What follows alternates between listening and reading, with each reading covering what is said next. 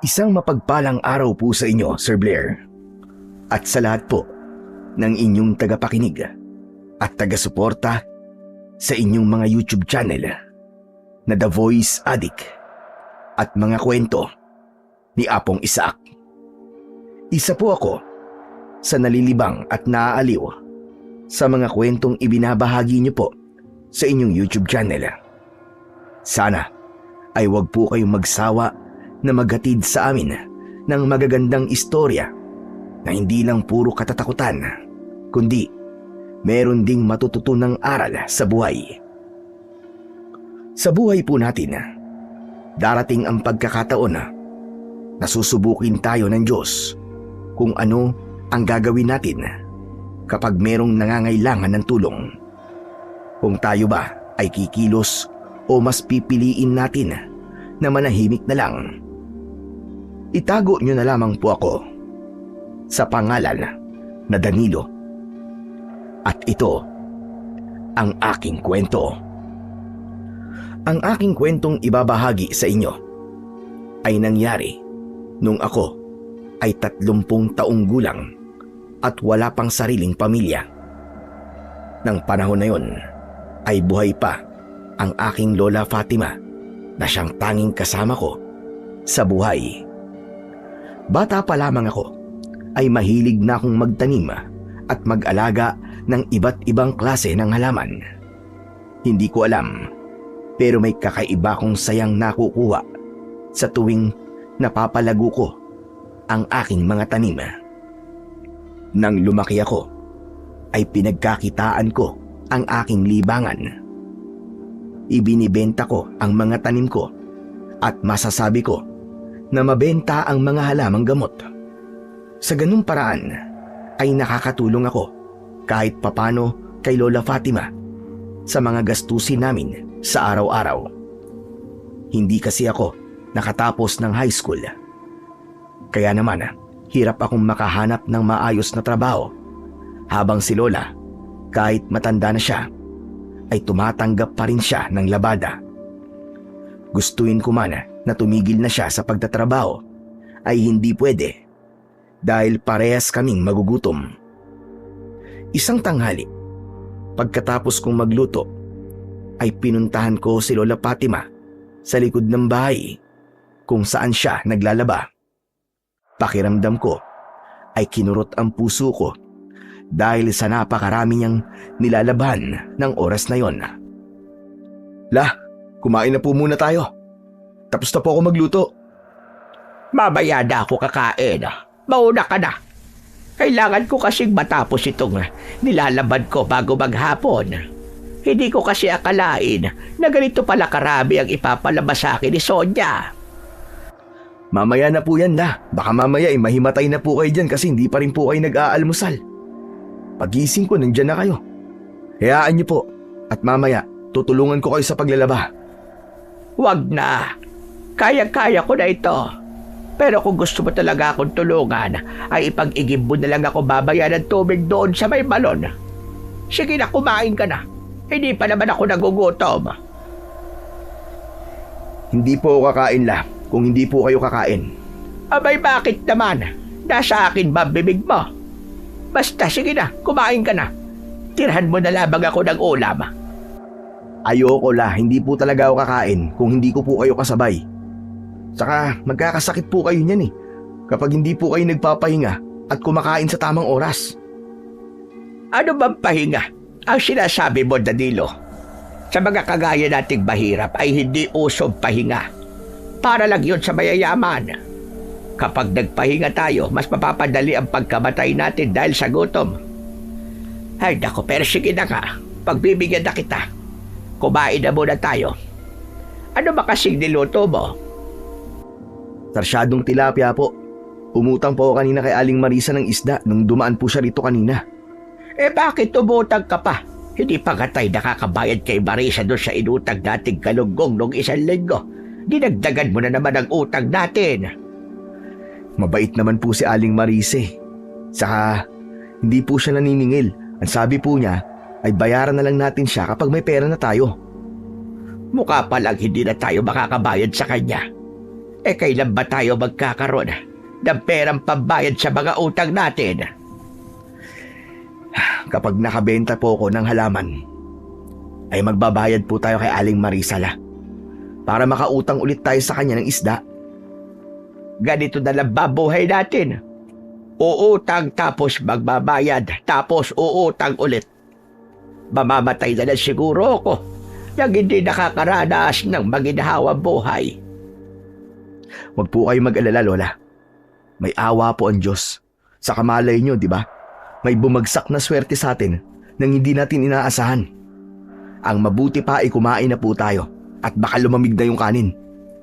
Mabuti pa nga. Masyado nang humahaba itong usapan natin. Nasasayang lang ang oras. Magkasama kaming pumasok ni Lola Fatima sa aming bahay at dumulog na kami sa aming hapagkainan. May awa akong naramdaman para kay Lola. Bata pa lang kasi ako, ay isa na siyang labandera at siya na ang nag-aalaga sa akin. Masakit para sa akin na ako ang nag-iisang apo na kasama niya, pero wala akong magawa para guminhawa ang kanyang buhay. Pangarap ko kasi na makaahon kami sa kahirapan upang makapagpahinga na si Lola sa pagtatrabaho. Kahit hindi yung sobrang yaman, okay na ako sa nakakakain kami ng 3 beses sa isang araw at hindi tumutulo ang bubong namin tuwing umuulan. Oo nga pala, kinausap ako kanina ni Kapitana. Ang sabi niya ay kukuha raw ng mga scholar si Mayor dito sa barangay natin. Kukuha lang daw ng exam at kapag nakapasa ay pasok sa mapipiling scholar. Kung ako sa iyo, ay subukan mo iyon para kahit high school man lang makapagtapos ka. Lola naman, 30 na po ako eh. Nakakaya kung mag-aaral pa ako tapos sa mga kaklase ko ay halos kalahati ng edad ko. Wala sa edad ng pag-aaral, Danilo. Mas mabuting makapagtapos ka ng high school para makapaghanap ka ng maayos-ayos na trabaho. Ayoko matulad ka sa akin na kahit elementarya ay hindi natapos. Di kayo na lang po mag-aral ulit, Lola. Di ba kayo na rin po may sabi na wala naman sa edad ng pag-aaral? Ay nako, ewan ko ba sa iyo? Puro kakalokohan.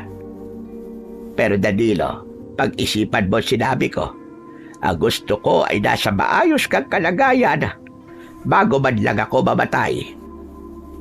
Matagal pa po kayo mabubuhay kaya wag po kayo nagsasalita ng ganyan. Nagpapakatotoo lang naman ako. Matanda na ako. Sigurado ko na hindi na ako magtatagal kaya sana ay ayusin mo buhay mo. Maging matalino ka sa mga desisyon mo sa buhay. Tandaan mo, hindi ka yayaman sa pagtatanim mo ng mga halaman. Hindi ka magiging mayaman sa pagiging herbalista. Pero nakakatulong po ako sa mga may sakit. Halos po lahat ng klase ng halamang gamot ay meron akong tanim. Hindi na po nahihirapang maghanap ng halamang gamot ang mga albularyo dito sa atin. Kasi sa akin sila bumibili. Nakakatulog ka nga. Pero hindi ka naman yayaman. Wala rin. Mas maganda pa rin yumaman ka para mas makatulong ka sa mga nangangailangan. Darating din po tayo dyan na. Yayaman din po tayo. Paano nga yayaman? Ayaw mo mag-aral. Tinawanan ko na lamang ang sinabing yun ni Lola Fatima at itinuon ko ang atensyon ko sa pagkain. Ang totoo, gusto ko talagang makapagtapos ng pag-aaral kahit high school man lang dahil alam ko na mas magkakaroon ako ng malaking tsansang makahanap ng maayos na trabaho.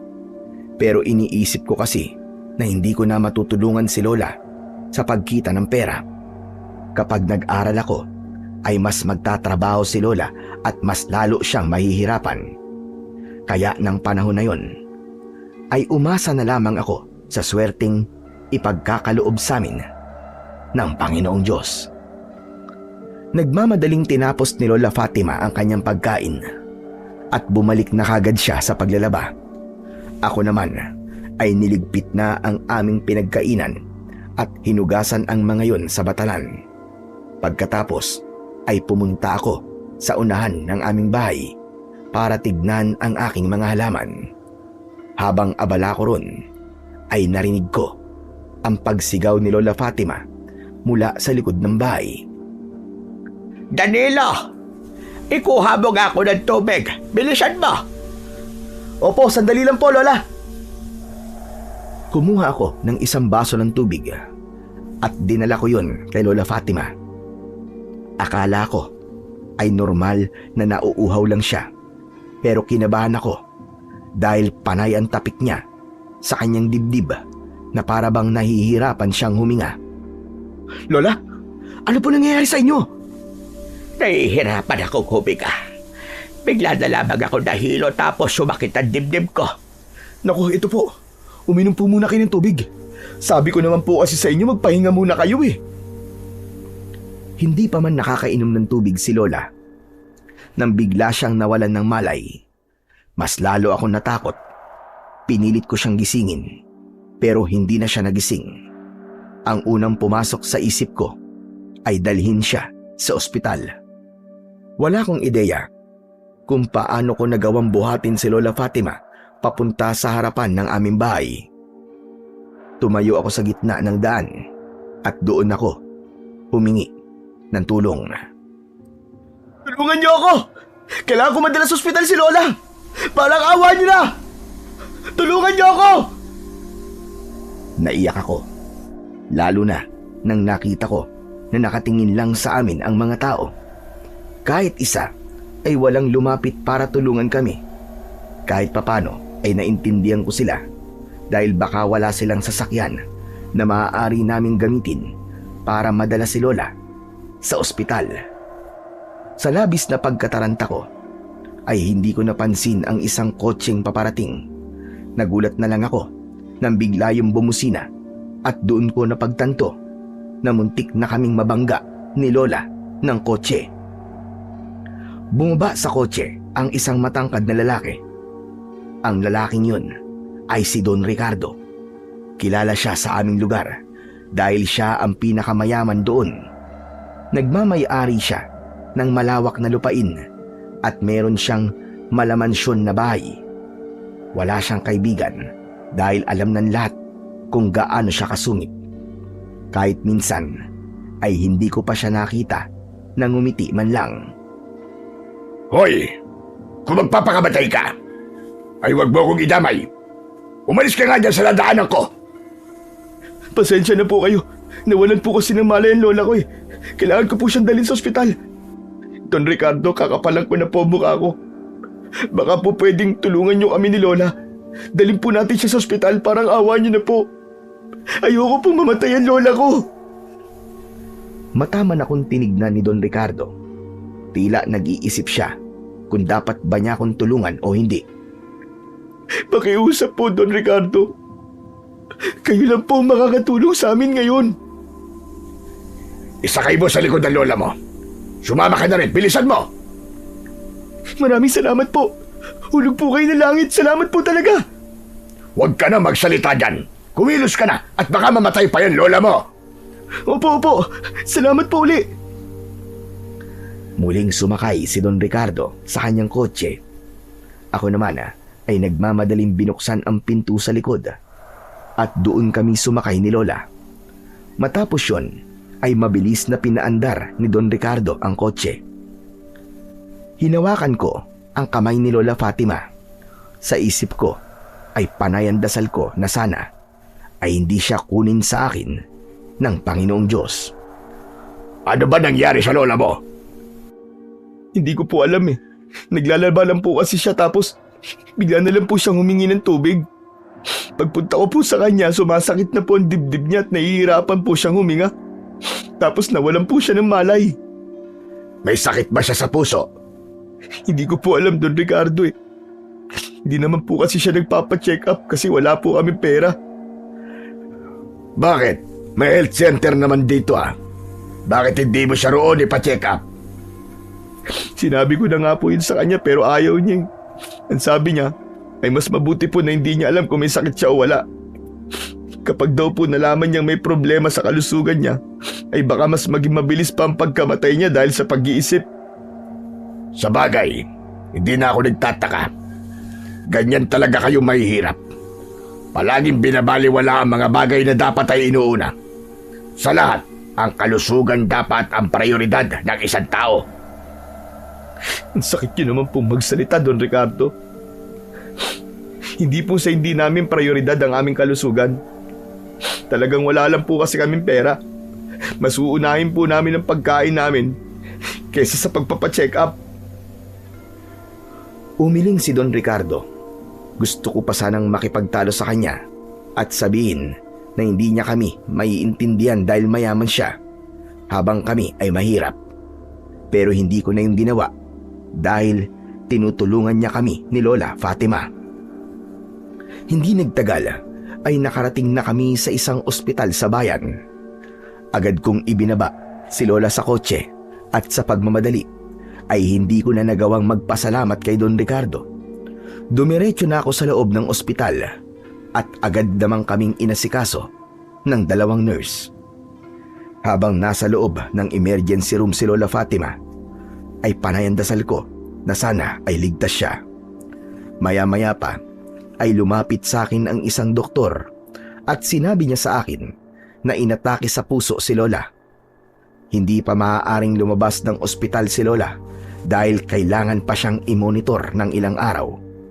Kahit papano ay nabawasan ang pag-aalala ko nang sabihin ng doktor na nasa maayos ng kalagayan si Lola at nakatulong na nadala siya kagad sa ospital.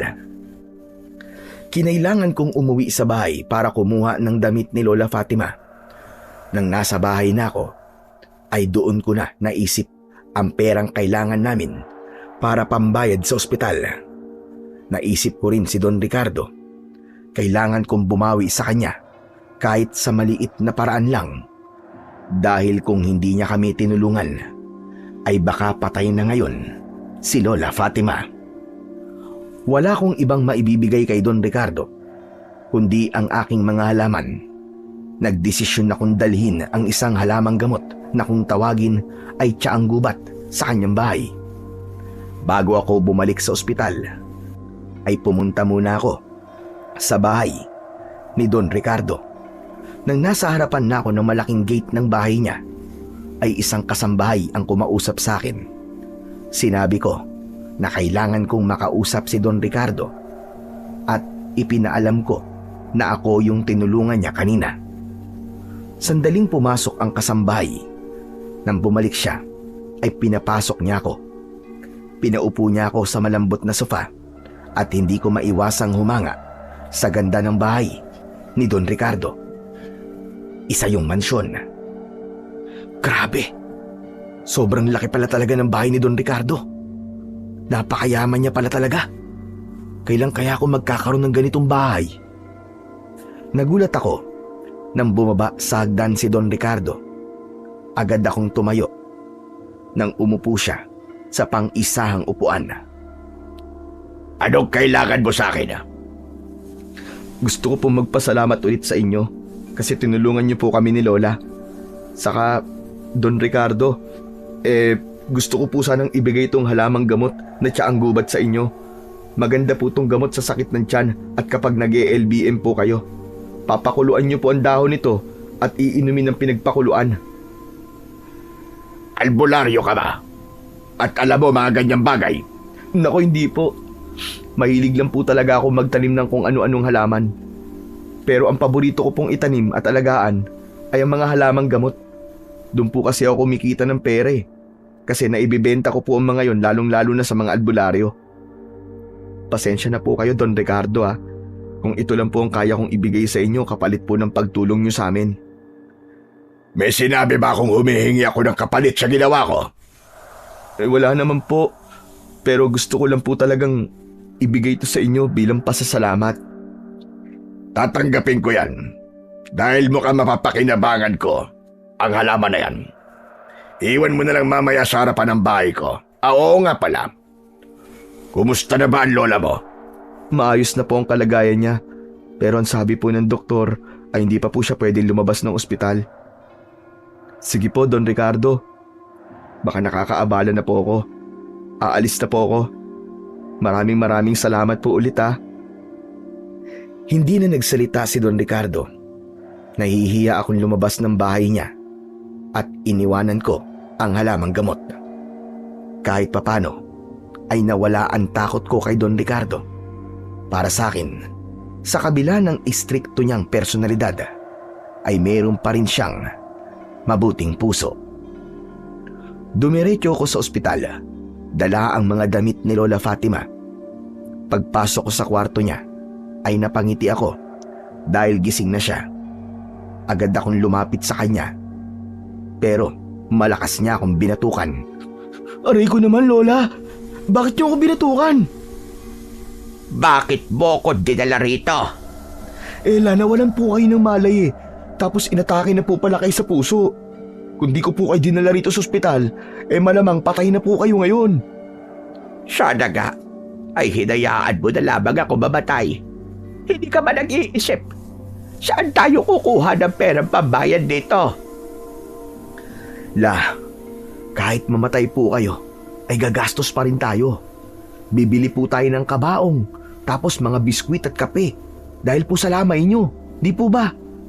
Di wag mo na akong paglamayan. Maghukay ka sa likod ng bahay natin at doon mo ko ibaon. Para naman po kayong aso sa sinasabi nyo eh. Saka wag po kayo mag-alala kasi hihingi po ako ng tulong kay Kapitan at kay Mayor. Siguro naman po ibibigyan po nila tayo ng perang pambayad dito sa ospital. Sa gitna ng pag-uusap namin ni Lola Fatima, ay isang babaeng nurse ang pumasok. Aniya, ay kailangan nila akong makausap upang malaman ko kung magkano ang babayaran namin. Sumama ako sa nurse at dinala ko sa isang opisina. Doon ay ipinaliwanag sa akin ang mga ginawa kay Lola at ang presyo nun. Nang iabot sa akin ang isang papel na naglalaman ng kung magkano ang kailangan naming bayaran, ay nanlamig ako ng gusto. Dinala ko ang papel na yon at ipinakita ko kay Lola. Agad akong nagsisi kung bakit ko ba yun ipinakita sa kanya dahil mas lalo siyang nagalit. Ayan na nga ba ang sinasabi ko? Tingnan mo na. Saan tayo kukuha ng ganitong kalaking pera? Kahit tumingi ka ng tulong kina Mayor at kay Kapitan, ay hindi nila kayang ibigay kagad sa iyo ito. La, ano ba, kumalma nga lang kayo. Baka mamaya atakihin na naman kayo sa puso. Sige ka, tatagal po tayo rito sa ospital. Sa tingin mo ba, ay kaya kong kumalma sa problema natin ngayon? Wala na nga tayong makain ay kailangan pa nating magbayad ng napakalaki sa ospital na ito. Ano ba sinabi sa'yo nung kumausap sa iyo? Kailan daw ba ako makakalabas? Bukas daw po pwede na po kayong lumabas pero... Pero ano? Pero ano? Dapat po ay mabayaran natin yung kalahati ng hospital bill natin bago po kayo payagan na makalabas.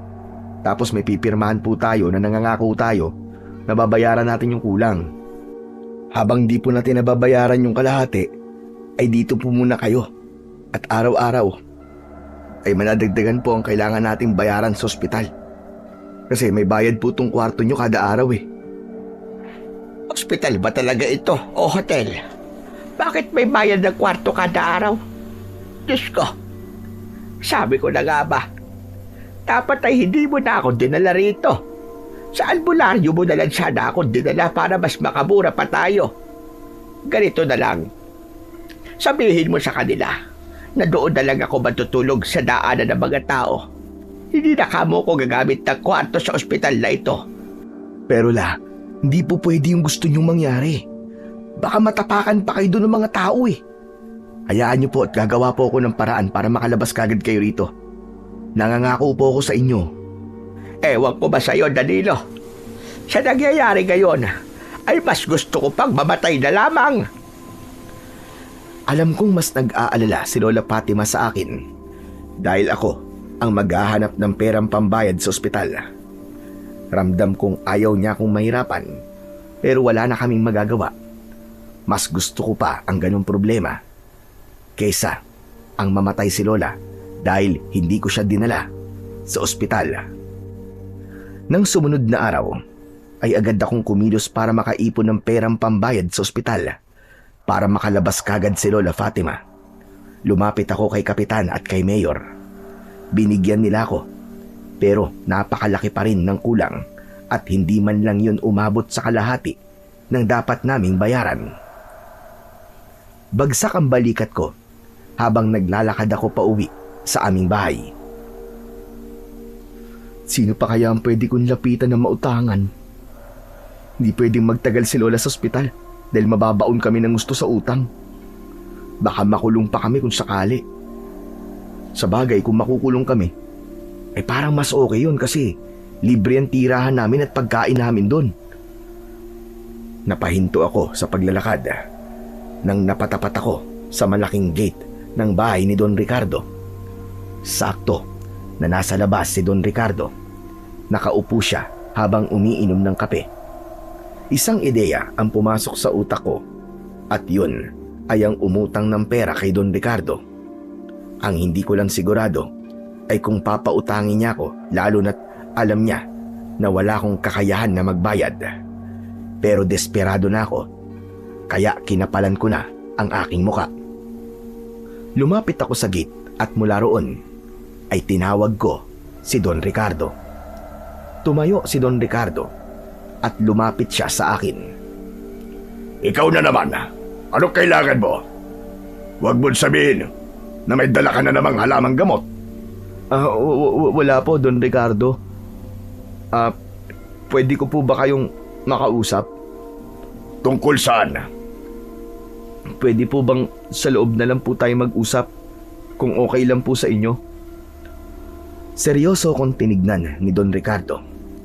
Nagpasalamat ako nang buksan niya ang gate. Pinasunod niya ako kung saan siya nakaupo kanina at umupo ako sa bakanting upuan. Napansin ko na walang kabuhay-buhay ang bakura niya dahil walang halaman na nakatanim doon. Don Ricardo, napansin ko lang po, parang ang lungkot po ng bakuran ninyo. Mas maganda po kung magtatanim kayo rito ng mga halaman lalo na yung mga namumulaklak. Huwag kang nakikialam sa bakuran ko. Sabihin mo na ang sasabihin mo dahil ayoko nang nasasayang ang oras ko. Pasensya na po, pero sige, sasabihin ko na po ang sadya ko rito. Alam niyo naman po na nasa ospital ang lola ko, di ba? Don Ricardo, kakapalan ko na po mukha ko. Anumang araw ay pwede na po makalabas si lola sa ospital. Pero kailangan po naming mabayaran ng kalahati ng hospital bill namin bago po siya makalabas. Kung hindi po namin yung mababayaran, ay mananatili po siya sa ospital at lalaki po ng lalaki ang dapat namin bayaran. Uutang ka ng pera sa akin, tama? Paano niyo po nalaman? Manghuhula po ba kayo? Hindi ko kailangan maging manghuhula para malaman kung ano sasabihin mo sa akin. Malinaw na nandito ka para mangutang. Opo, ganun na nga po. Talagang desperado na po ako kaya kahit kayo po ay nilapitan ko na. Nagbabaka sakali lang po ako. Heto po ang papel kung saan po nakalagay ang dapat naming bayaran. Baka po mapapahiram nyo kami. Kahit yung kalahati lang po. Maliit ang halagang ito para sa akin. Kaya kitang pautangin kahit yung buong halaga ang kailangan yung bayaran. Talaga po? Sobrang yaman niyo po talaga. Kayo nga po yata ang pinakamayamang tao sa buong mundo. Pero hindi kita papahiramin ng pera. Ano? Bakit po? Dahil alam ko na wala kang kakayahan na magbayad. Mahirap ka. Mukha kang walang trabaho. Sabihin mo sa akin, paano mo ko mababayaran, Aber? Ano po? Hindi ko po alam eh. Nakita mo na. Hindi mo alam. Hindi ko pinupulot ang perang meron ako. At hindi ako charity para magbigay ng pera sa taong hindi ko kilala. Pero, Don Ricardo, hindi po kami makakapagbayad kahit kalahati. Mababaon po kami sa utang. Ikaw lang po ang taong kilala ko na may kakayahan po na magpautang sa amin ng ganong kalaking halaga ng pera. Hindi ko na problema yon. Ang mabuti pa ay umalis ka na. Dahil wala kang makukuha sa akin kahit na piso. Natulungan na kitang dalhin sa ospital ng lola mo. At para sa akin, sapat na yon. Naiintindihan ko po. Maraming salamat na lang po. Tumayo na ako at malungkot akong naglakad. Hindi naman ako umasa na papahiramin ako ni Don Ricardo ng pera. Pero nalungkot ako nang tumanggi siya na tulungan ako. Siya na lang kasi ang taong kilala ko na maaaring makatulong sa amin ni Lola Fatima. Ngunit napahinto ako sa paglalakad nang tawagin ako ni Don Ricardo. Pinabalik niya ako at diretso na akong tinignan. Sandali lang. Ang sabi mo kanina ay mukhang malungkot ang bakuran ko. Opo. Para po sa akin ay mas magkakaroon po dito ng buhay kung magtatanim po kayo ng mga halaman. Sa pagkakatanda ko, ay sinabi mo rin na mahilig ka sa halaman at nagtatanim ka, tama ba? Tama po kayo. Mahilig po akong magtanim ng mga halaman. Kung ganon, ay papairami kita ng pera na kailangan mo. Hindi kalahati kundi buo para wala na kayong problema. Talaga po? Hindi po ba sabi niyo kanina ay hindi niyo po ako papautangin? Oo nga, pero pwede mo naman akong bayaran sa ibang paraan. Ganito ang gagawin natin. Papairami kita ng pera kailangan mo at babayaran mo yon sa pamamagitan ng pagtatanim ng mga halaman na ikagaganda ng aking bakuran. Ikaw ang mag-aalaga ng mga yon sa loob ng 1 taon. Sige po, payag po ako, Don Ricardo. Siguraduhin mo lang na magugustuhan ko ang gagawin mo sa bakuran ko. Dahil kapag hindi ko nagustuhan, ay kailangan mong bayaran ng pera ang inutang mo sa akin. Nagkakaintindihan ba tayo? Opo, Don Ricardo. Huwag po kayong mag-alala kasi gagawin ko po ang lahat para maging maganda tong bakuran nyo. Naku, maraming salamat po talaga sa inyo, Don Ricardo. Sandaling pumasok si Don Ricardo sa bahay niya. Habang hinihintay ko siya, ay walang pagsidlan ang aking kasiyahan.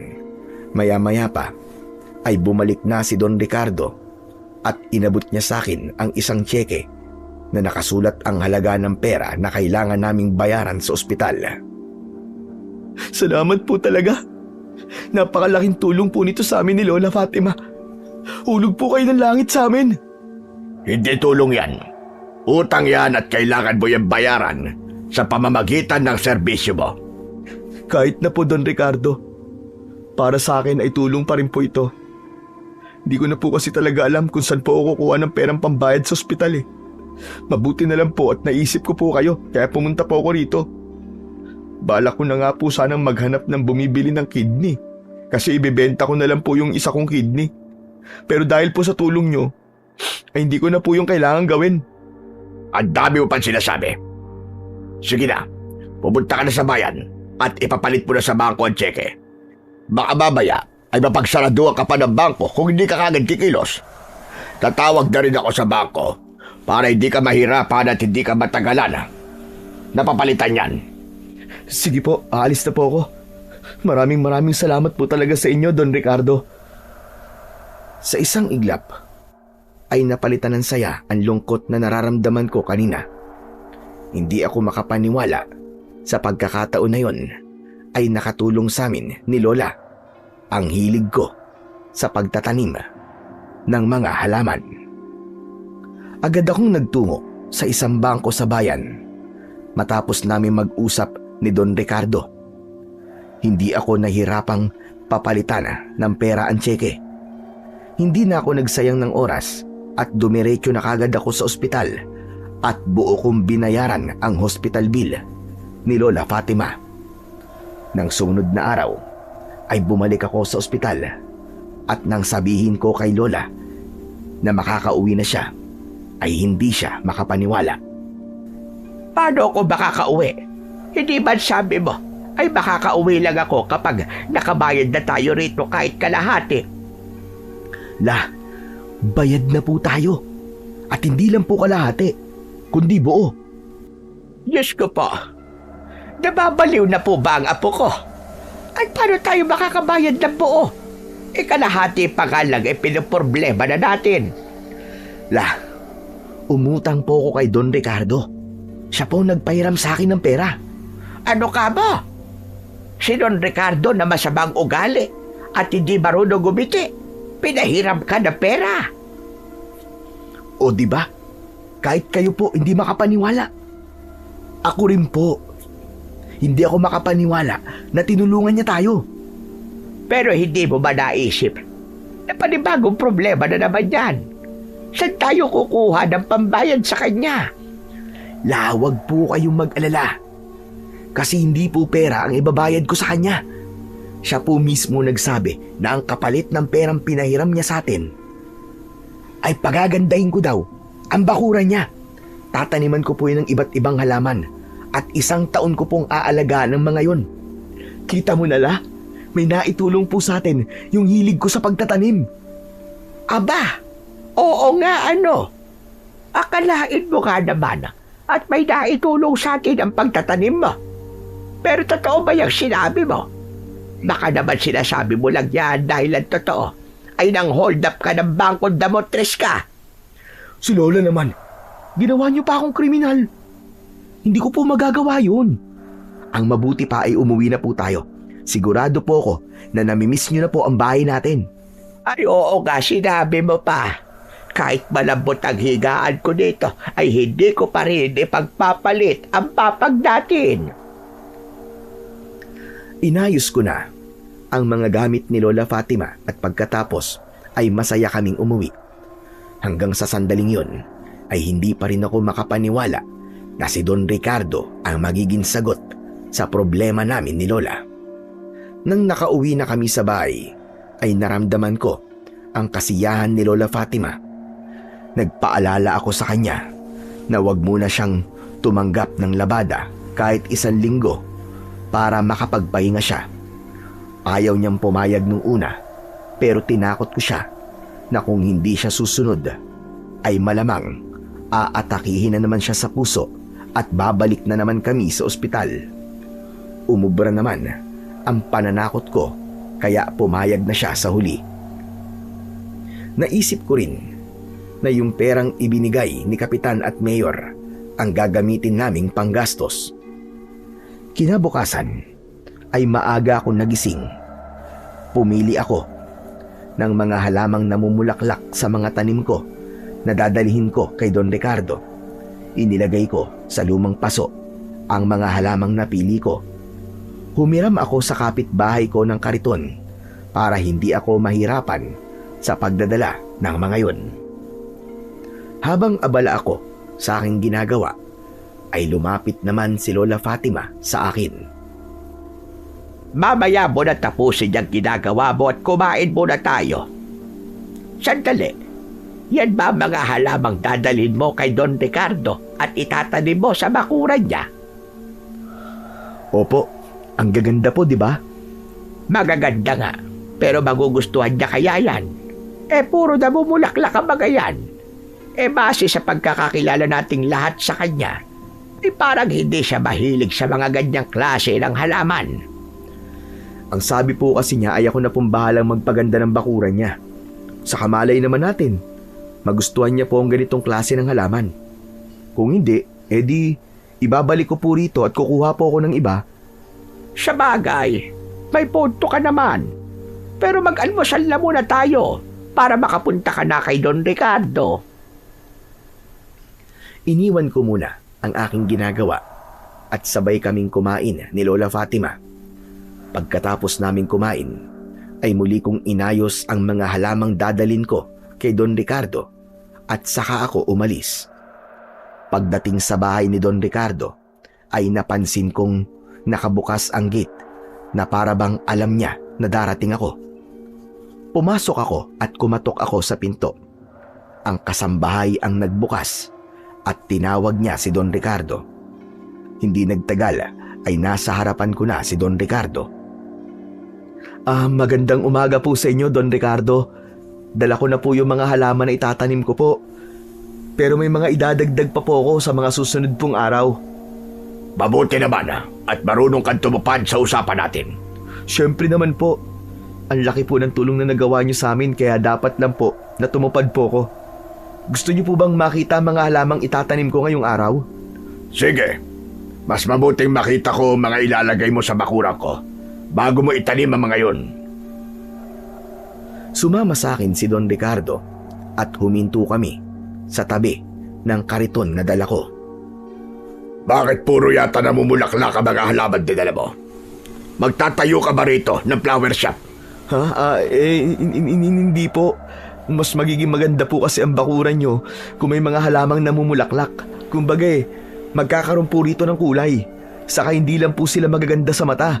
Nakakaapekto rin po sila sa pakiramdam nating mga tao. Paanong nakakaapekto? Mga bulaklak lang naman ang mga yan. Ako po kasi Don Ricardo.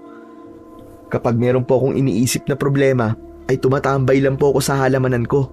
Tapos tinitignan ko po yung mga bulaklak. Ayun po, gumagaan po ang pakiramdam ko. Pero hindi pa rin nawala ang problema mo. Pero gumaan naman po ang pakiramdam ko. Yun naman po ang importante, di ba?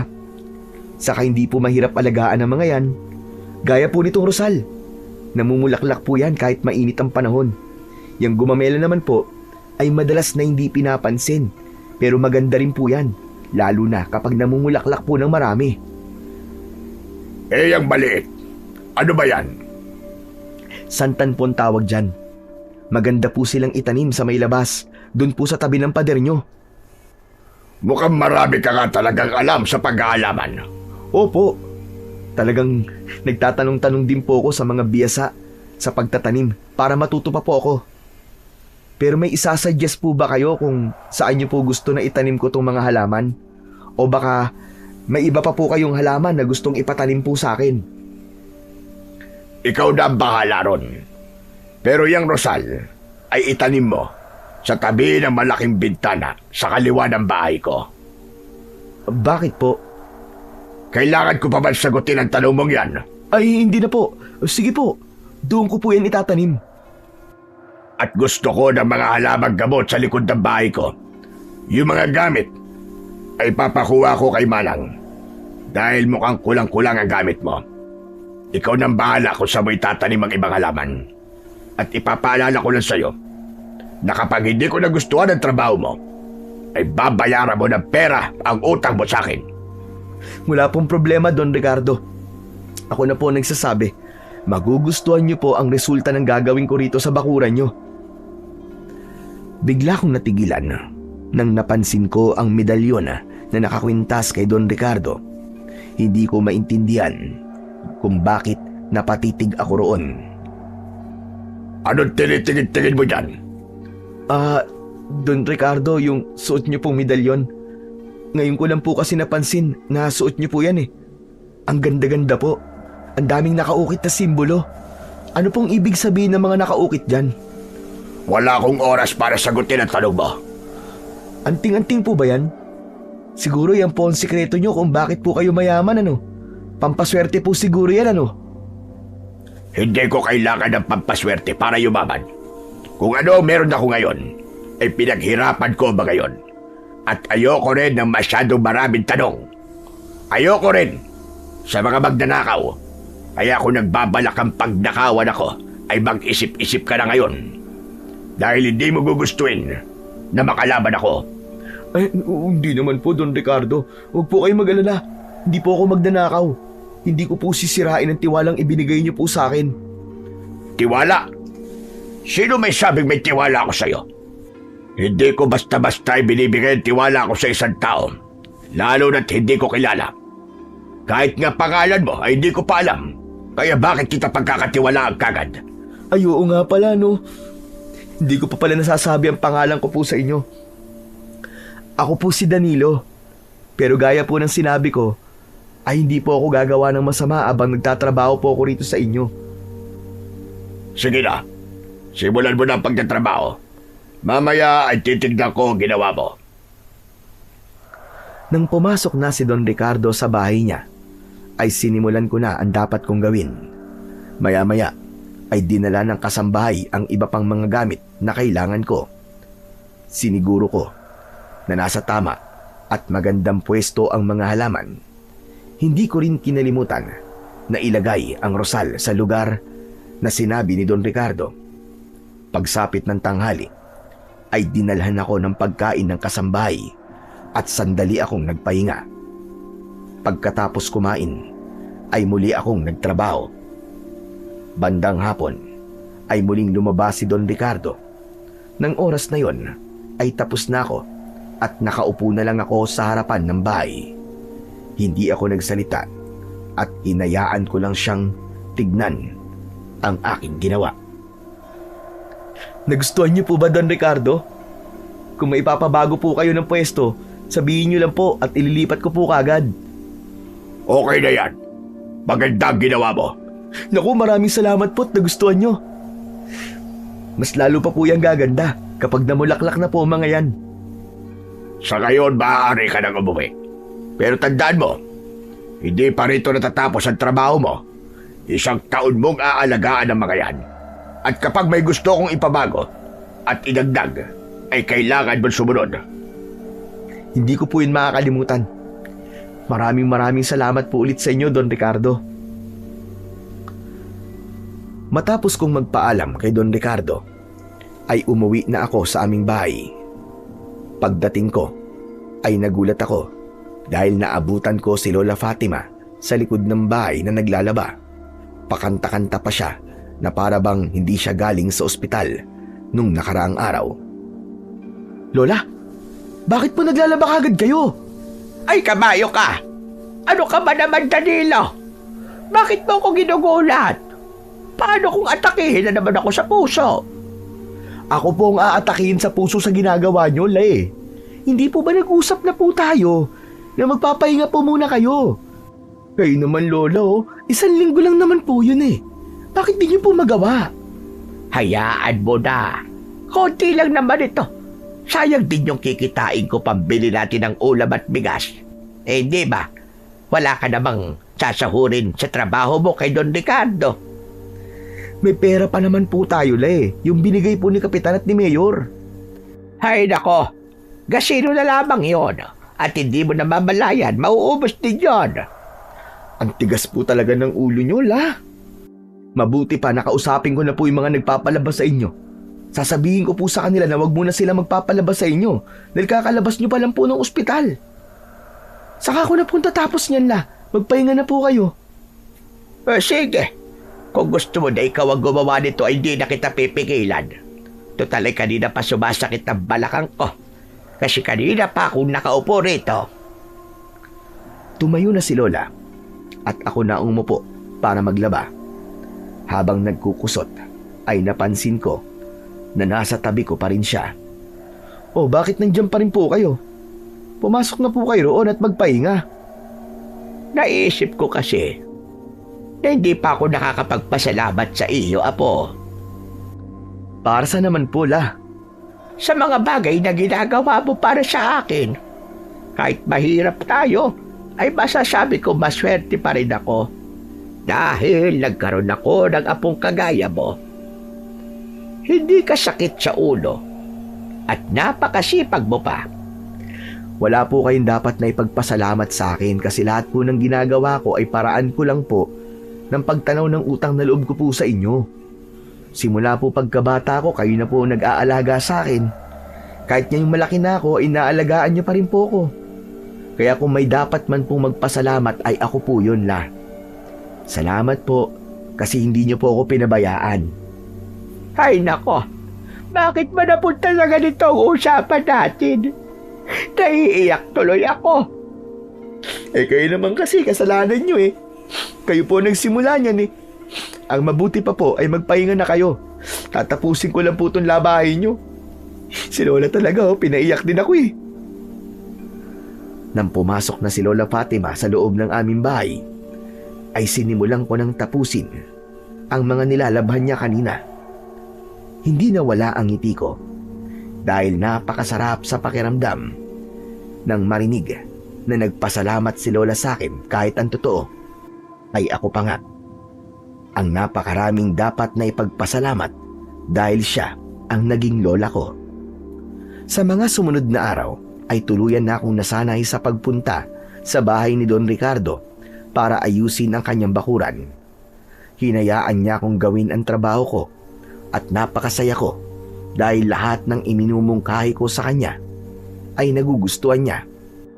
Pero kahit ilang araw na akong nakikita si Don Ricardo, ay hindi ko pa rin siya nakikitang ngumingiti. Isang gabi, habang kumakain kami ng hapunan, ay napag-usapan namin ni Lola Fatima si Don Ricardo. Naalala ko lang, 1 linggo ka na palang nagtatrabaho kay Don Ricardo.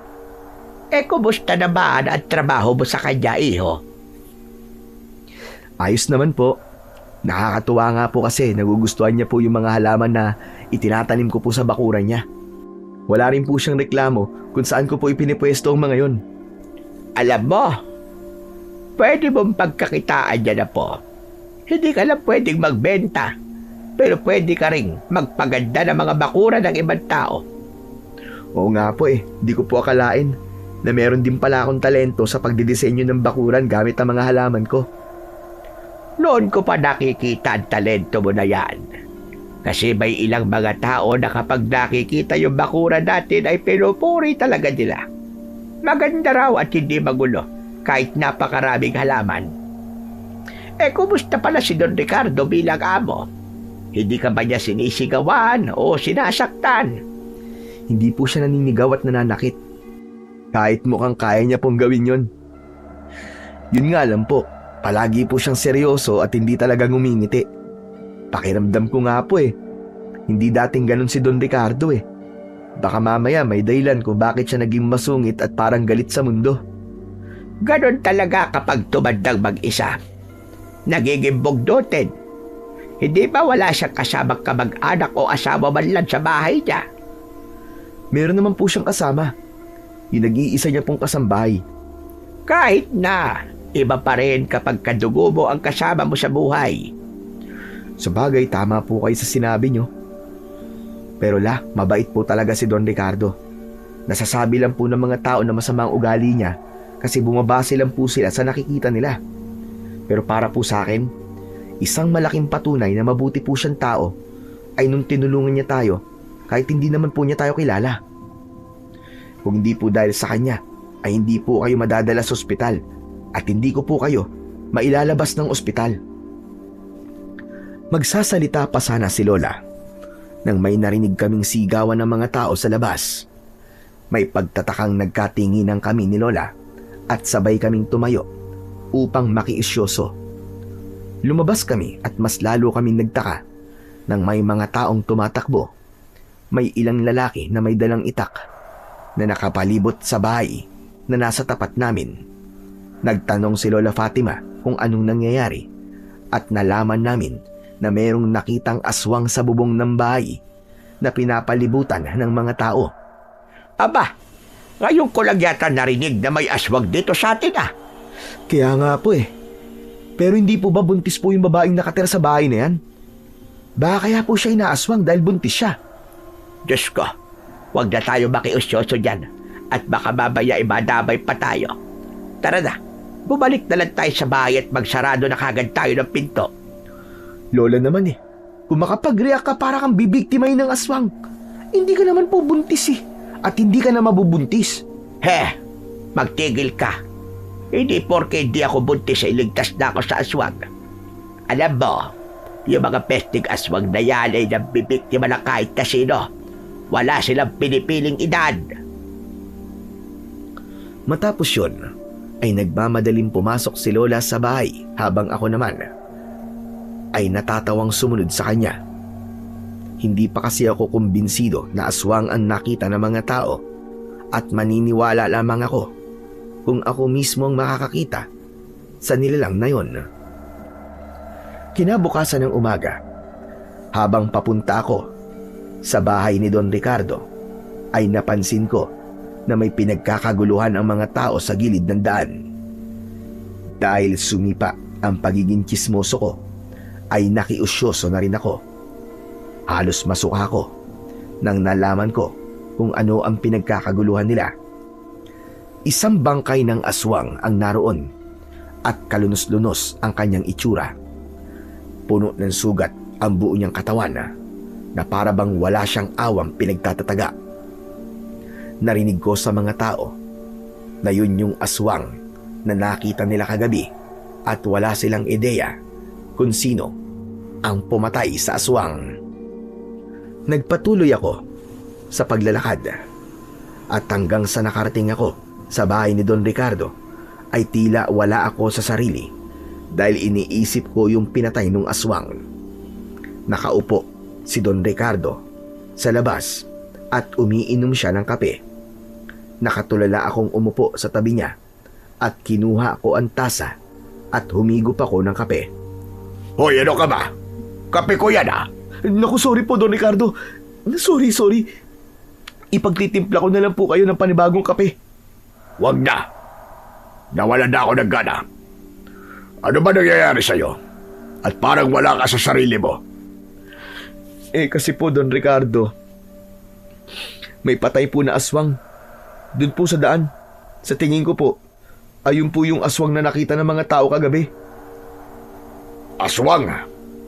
Naniniwala pala kayo sa ganyan, sa panahon ngayon? Sa totoo lang po, hindi po ako naniniwala nun eh. Pero nakita ko po yung bangkay ng aswang kanina ay naniwala na po ako.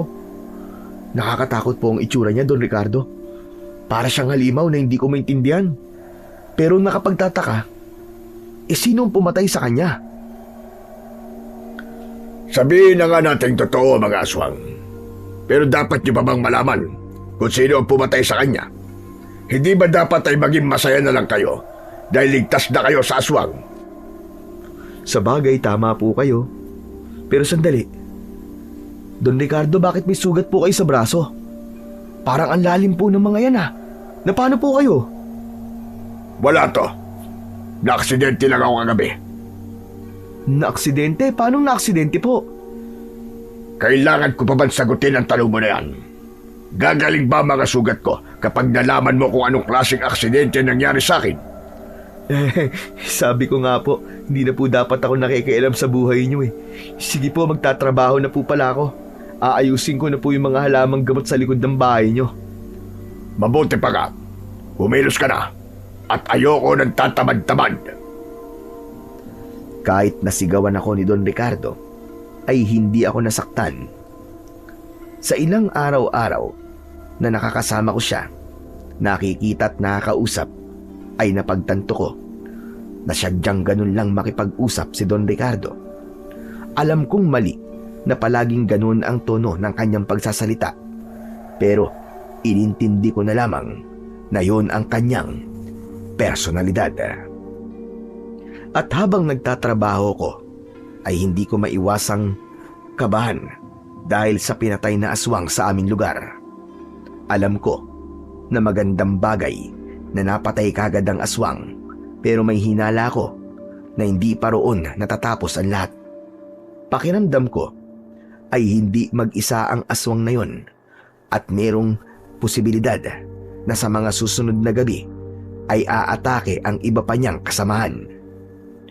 Nang sumunod na araw, ay nalaman kong hindi ako nagkamali sa aking hinala dahil maugong na naging kwentuhan ng mga tao sa amin na may 2 aswang pa ang umatake sa bahay ng isang matandang lalaki na nakatira sa dulo ng aming barangay.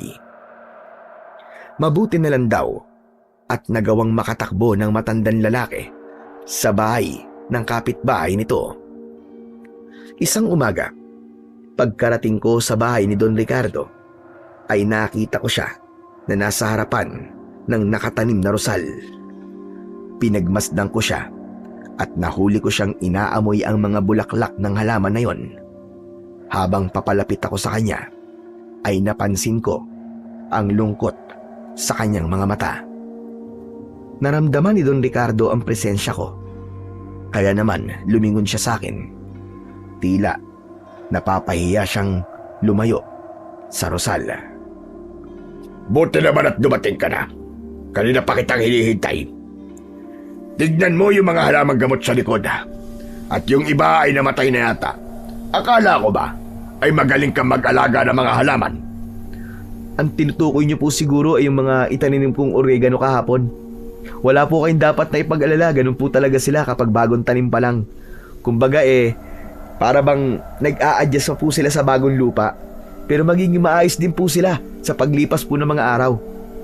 Ay oo nga pala, Don Ricardo. Hindi po ba tong malaking bintana ay sa kwarto nyo? Paborito nyo po ba ang rosal? Kaya dito nyo po yan ipinatanim sa akin? Hindi ako may paborito sa rosal, kundi ang aking asawa. May asawa po kayo? Nasaan na po siya?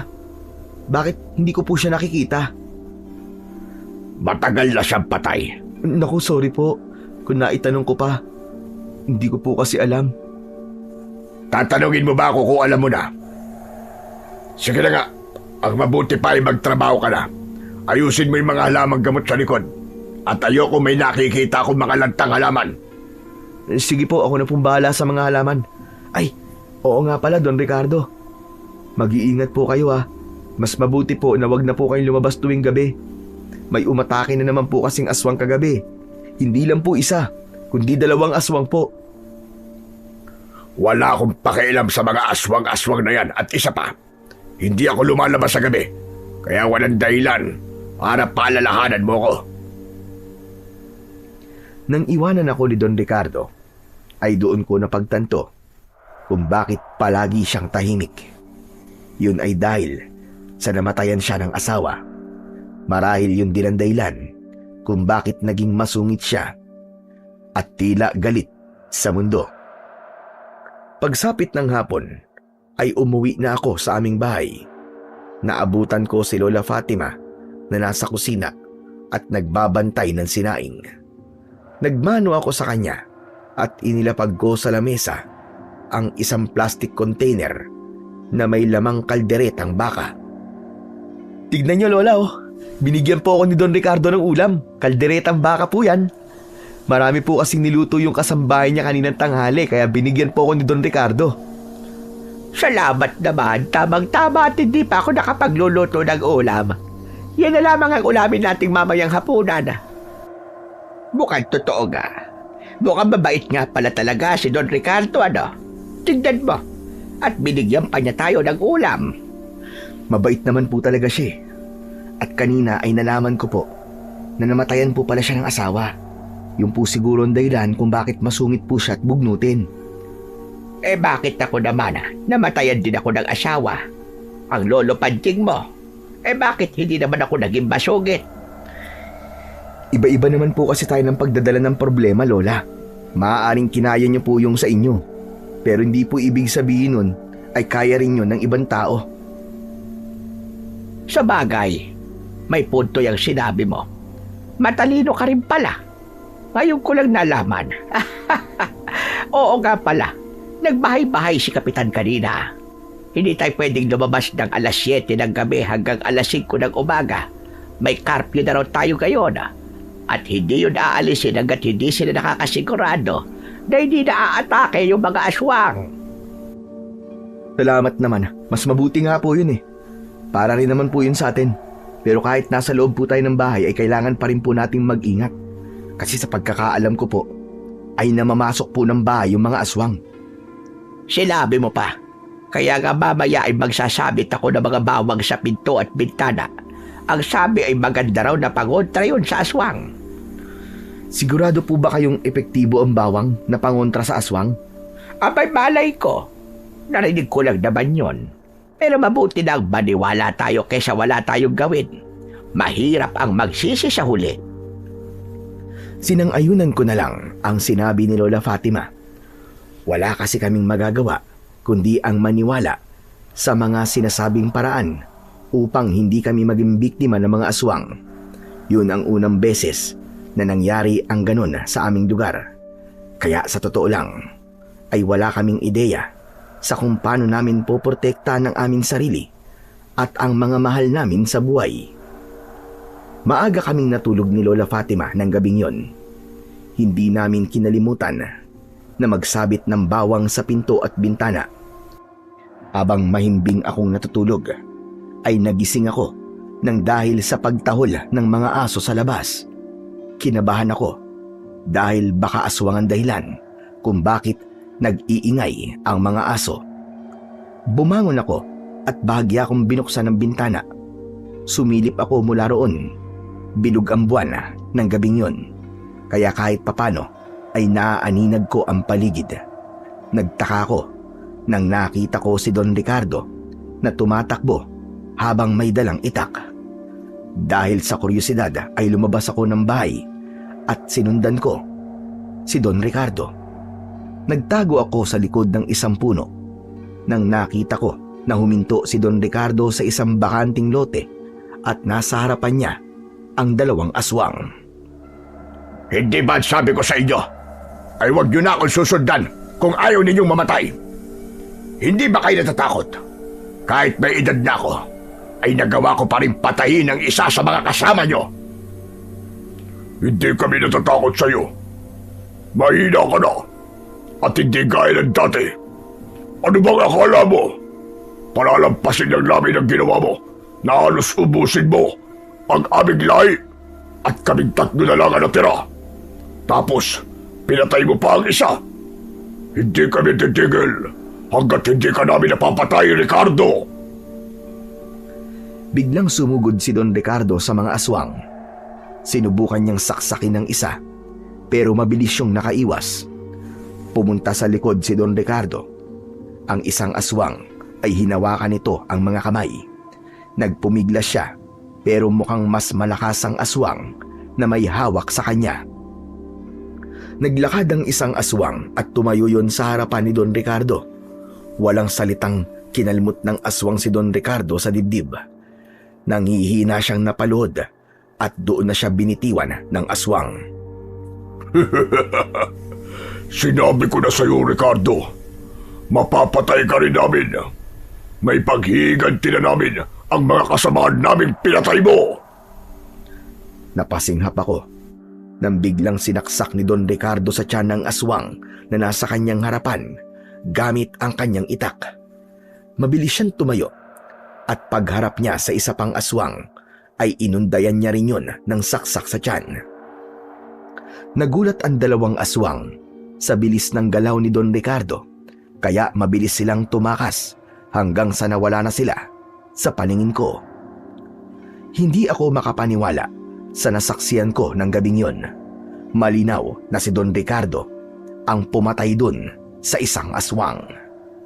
Ang buong akala ko ay ayos lang si Don Ricardo, pero bigla siyang nabuwal at patihaya siyang napahiga sa lupa. Labis akong nag-alala sa kanya, kaya nilapitan ko siya. Nagulat siya nang nakita niya ako. Danilo, anong ginagawa mo rito? Nakita ko po kasi kayong tumatakbo kanina kaya sinundan ko po kayo. Hindi ko naman po akalain na mga aswang po pala ang hinahabol nyo. Umalis ka na rito. Iwanan mo na ako. Kaya ko ang sarili ko. Pero Don Ricardo, malalim po ang sugat nyo eh. Kailangan niyo po maggamot. Dadaling ko po kayo sa bahay namin at ako po ang gagamot sa sugat nyo. Bakit ba ang kulit mo? Sinabi ko nang kaya ko ang sarili ko. Pinilit niyang tumayo habang nakaalalay ako sa kanya. Akmang mabubuwal na sana siya, pero agad ko siyang hinawakan. Ayan na nga ba ang sinasabi ko eh. Sinabi ko nang hindi niyo po kaya eh. Huwag na po matigas ang ulo niyo, Don Ricardo. Sumama na po kayo sa akin. Malapit lang naman po ang bahay namin dito. Wala nang nagawa si Don Ricardo, kundi ang sumama sa akin. Medyo mabigat siya, kaya nahirapan ako sa pag-alalay sa kanya. Nang nakarating na kami sa bahay, ay nagulat si Lola Fatima nang nakita niyang kasama ko si Don Ricardo na duguan. Diyos ko! Anong ginawa mo kay Don Ricardo, Apo? Hindi po ako may gawa nito sa kanya, Lola. Yung dalawang aswang po. Ano ka ba? Inatake siya ng mga aswang. Ay hindi po, La. Nakipagkwentuhan lang po si Don Ricardo sa mga aswang kaya po siya may sugat. Huwag mo nga akong pinipiloso po. Baka hindi kita matadya. Lola, mamaya na po kayo magtanong. Maganda na po kayo ng panlinis ng sugat at benda. O sige, sandali lang. Diyos ko, natataranta tuloy ako.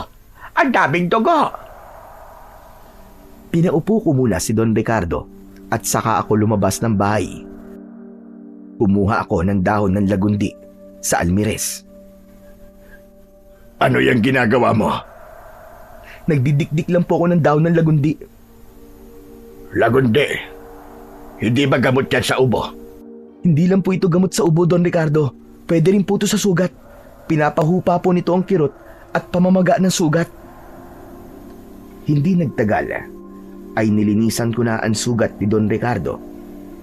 Kahit alam kong nasasaktan siya, ay tiniis niya yon. Pagkalinis, ay saka ko inilagay sa sugat niya ang dinikdik na dahon ng lagundi at doon ko na yon nilagyan ng benda. Bukas po, ay pwede niyo na pong palitan yung benda niyo at maglagay po ulit kayo ng dahon ng lagundi. Sandali. Ano ba kasing nangyari? Bakit inatake ng aswang si Don Ricardo? Lola, wag na po natin siyang tanungin.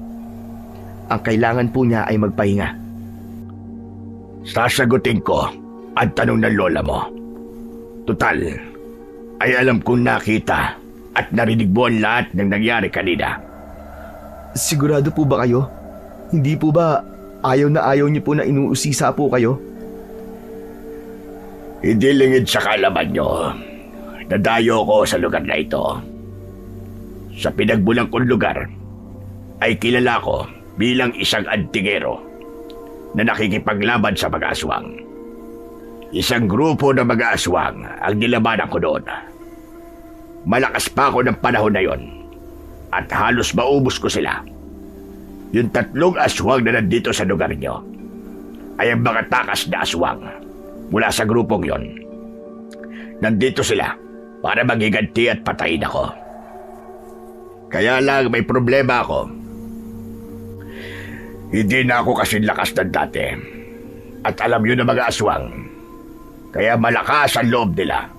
Nalabanan ako ngayon.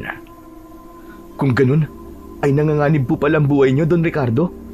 Paano niyo po sila matatalo kung mag-isa na lang po kayo? Kahit papano, ay magiging may laban pa rin ako sa kanila. Meron akong ginagamit na anting-anting.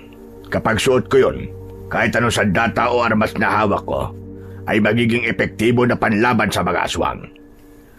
Kahit po pala nasaksak niyo lang po ng tig-isa yung mga aswang, ay tumakas na sila kagad. Naging makapangyarihan po ang itak ng dahil po sa inyo. Tama ka. Pero gaya na sinabi ko, ay hindi na ako kasing lakas ng dati. Matanda na ako at mahina na ang aking katawan. Dahil sa naging operasyon ko sa puso ilang taon nang nakakaraan. Kaya naiintindihan kita, Danilo. Nung nataranta ka at natakot ka nang inatake sa puso ang lola mo, ay nakita ko sa iyo ang reaksyon ng asawa ko nung inatake ako sa puso. Sa kasamaang palad, habang nasa ospital ako, ay mag-isa siya sa bahay at doon siya pinaslang ng mga aswang. Bumakas ang lungkot at sakit sa muka ni Don Ricardo.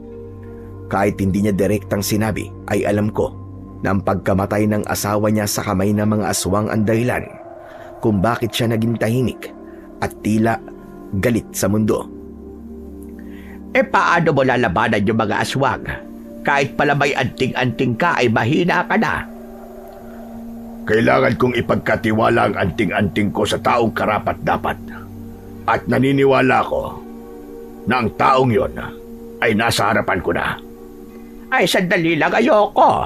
Hindi ko tatanggapin ang anting-anting mo, Don Ricardo. Abay, katulad mo, matanda na rin ako. Hindi ko na kayang makipaglaban sa mga aswang. Diyos ko naman. Sa iba mo na lang ibigay yan, huwag na sa akin. Hindi ikaw ang tinutukoy ko, kaya itikom mo ang bibig mo. Hindi ba ako? Naku, pasensya naman. Minsan talaga ay walang preno ang bunganga ko. Si Danilo. Kay Danilo ko ipagkakatiwala ang aking anting-anting. Siya ang nakikita kong may kakayahan na maging antingero at tatapos sa kasamaanan ng mga aswang na sumasalakay dito. Sa akin? Sandali lang po. Bakit naman nagdidesisyon na po kayo agad nang hindi man lang ako tinatanong kung papayag po ba ako o hindi? Hindi lang ako ang nanganganib ang buhay, kundi ang lahat ng tao sa lugar na ito. Kasama ka na ron at ang lola mo. Kapag napatay ako ng 2 aswang na yon, ay sigurado ko na magpapatuloy sila sa pagsalakay dito dahil alam nila na wala nang lalaban sa kanila. Papayag ka ba na mangyari yon? Apo, tanggapin mo na ang alok ni Don Ricardo. Baka sa mga susunod na gabi ay tayo naman ang atakihin ng mga aswang na yon, Diyos ko po. Saka isipin mo, kapag tinalo mo yung mga aswang, ay makikilala ka rito sa lugar natin at sisikat ka. Baka puntahan ka rito ng mga reporter at interviewin ka pa. Makikita ka rin sa TV. Para ka ng artista noon pa nagkataon. Si Lola naman, ang babaw naman po ng dahilan nyo para lang pumayag ako sa gusto ni Don Ricardo. Hindi man lang po ba kayo mag-aalala sa akin na baka mapahamak po ako, mapatay ako dahil sa mga aswang? Hindi ko na yun naisip. Saka sabi ni Don Ricardo ay may kapangyarihan yung anting-anting niya. Hindi ba ang sabi niya rin ay nagawa niyang talunin ang napakaraming aswang noong malakas pa siya? Malakas ka pa ngayon. Kaya sigurado ko na magagawa mo kung ano ang nagawa noon ni Don Ricardo. Tama ang lola mo, Danilo. Ako ang nagmamay-ari ng anting-anting na ito. Kaya ako makapagsasabi kung sino ang karapat-dapat na pagkatiwalaan ko nito. At lahat ng katalian na nakikita ko sa iyo ay indikasyon na kaya mong gamitin ang aking anting-anting. Mag-isip ka, Danilo. Nasa iyong kamay ang magiging kapalaran ng iyong lugar. Ipagtatanggol mo ba kami laban sa mga aswang o mananahimik ka na lang kahit alam mong may pwede kang gawin? Sandali akong tumahimik upang pag-isipan ang mga sinabi ni Don Ricardo. Sa totoo lang, ay labis akong nabigla sa mga nangyayari. Hindi ko akalain na matapos kong gamutin si Don Ricardo, ay aalokin niya kung gamitin ang anting-anting niya upang makipaglaban sa mga aswang. Pero naisip ko rin si Lola Fatima. Hindi malabo na baka isang gabi ay kami na ang salakay ng mga aswang at sigurado ko na kung mangyayari yon ay wala kaming magiging laban sa kanila. Ngunit kung meron akong makapangyariang anting-anting ay magkakaroon ako ng kakayahan na protektahan hindi lang ang lola ko, kundi maging ang lahat ng mga tao sa aming lugar. Ano, Danilo? Magdesisyon ka na. Kung hindi ka pumapayag ay walang problema sa akin. Pwede naman ako maghanap ng ibang gagamit nito o kaya ay pipilitin kong labanan na labag ang mga aswang kahit malaki ang posibilidad na matalo nila ako. Sige po. Pumapayag na po ako, Don Ricardo. Payag na po akong gamitin ang anting-anting nyo para ako na po ang lalaban sa mga aswang. Totoo ba yan, Apo? Diyos ko, makikita na rin kitang nakikipaglaban tapos sa mga aswang pa. Alam mo kasi, Don Ricardo, hindi talaga palaaway itong si Danilo Lalo nung bata pa siya at nag-aaral siya. Kahit may nang-aaway sa kanya ay tahimik lang siya at hindi gumagante. Ako pa nga nagtatanggol sa kanya. Kaya para sa akin ay masaya ko kasi makikita kong nakikipaglaban na ang apo ko. Matapang na siya. Lola naman kung ano-ano na lang po sinasabi nyo kay Don Ricardo. Nakakahiya naman po. Abay, bakit ka mahihiya? Totoo naman iyon. Ngayon pa lang ay nagpapasalamat na ako sa iyo, Danilo. Ang totoo ay matagal ko nang gustong bitiwan ang anting-anting na ito. Pero wala lang talaga akong makitang karapat-dapat na susunod na magmamay-ari nito. Pero nang nakilala kita, nakita ko kung gaano kabuti ang puso mo. At doon ko nasabi sa sarili ko na makapagpapahinga na ako sa pakikipaglaban sa mga aswang. Hinubad ni Don Ricardo ang anting-anting na nakasabit sa kanyang leeg. Umusog siya, palapit sa akin, at isinuot niya yon sa akin. Wala naman po akong nararamdamang kakaiba, Don Ricardo. Mararamdaman mo lamang ang kapangyarihan niyan sa oras na may aswang sa paligid. Yan ang magiging gabay mo sa pakikipaglaban sa kasamaan. At tandaan mo, Danilo, lahat ng sandata na gagamitin mo ay magiging mabisang panlaban sa mga aswang. Kaya maging matalino ka sa pagpili ng sandatang gagamitin mo. Natatakot po ako, Don Ricardo. Pero sa tingin ko, ay kailangan ko pong tanggapin ang tungkulin na ito. Lalo na't nasa malaking panganib po tayong lahat. Sobra kitang ipinagbabalaki, apo ko. Talagang hindi ako nagkamali kung paano kitang pinalaki at inalagaan. Isang malalim na paghinga ang aking pinakawalan ng mga sandaling yon. Tinignan ko ang anting-anting na nakasabit sa aking leeg. At sa sandaling yon ay unti-unti ko nang tinanggap na simula sa gabing yon ay magkakaroon na ng malaking pagbabago sa buhay ko. Sa mga nakalipas na araw ay patuloy akong nagtrabaho kay Don Ricardo. Sa gabi naman ay lumalabas ako na may dalang itak at pilit kong hinahanap ang kinaroroonan ng mga aswang. Tuluyan ko nang tinanggap na kailangan kong makipaglaban sa mga aswang upang maibalik ang kapayapaan sa aming lugar.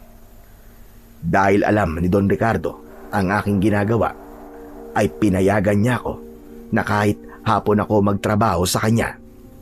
Alam niya kasi nagising ako at nagbabantay sa aming lugar mula gabi hanggang madaling araw. Isang hapon ay naghanda na ako papunta sa bahay ni Don Ricardo.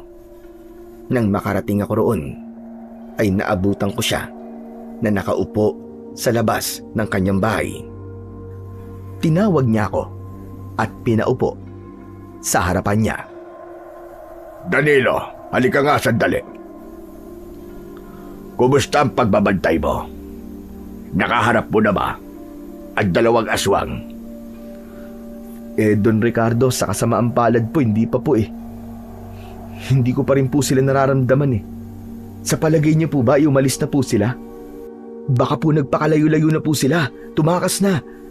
Dahil nung huling nakaharap niyo po sila, ay parehas niyo po silang nasaksak. Baka po natakot na sila at hindi na po sila babalik dito.